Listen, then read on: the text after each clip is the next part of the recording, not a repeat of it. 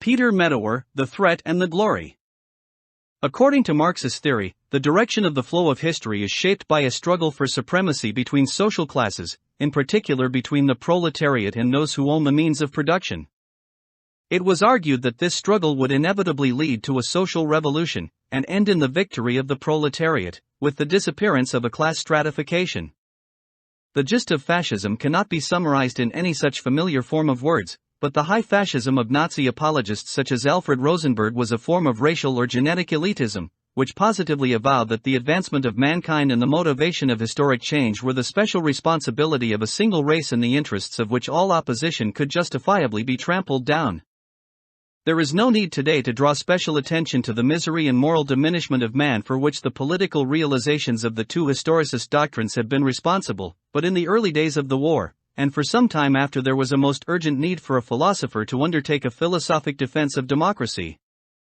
This formidable task was discharged by Karl Popper in the work he wrote during his wartime exile in New Zealand, The Open Society and Its Enemies. Although it is a work of great gravity and expository detail, it is also very dramatic in character. It fired and inspired some of the more thoughtful young people of the day, and, more important, equipped them to rebut the dangerous argument that an old-fashioned democracy could not combat the menace of totalitarian states without becoming in some respects totalitarian itself. Peter Medawar, The Philosophy of Karl Popper, can be found in The Threat and the Glory from the same author. What's the difference between a communist and a fascist? Student A fascist is a snappier dresser. Student B: you mean other than being on the opposite ends of the political and economic spectrum? There is also this.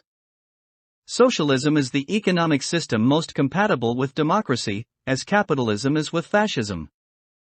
DP: one is of, by, and for the people being in control in both respects, the other is of, by, and for authoritarians, like big business, being in control in both respects. Authoritarians hold arbitrary power over the people and exploit them. 1.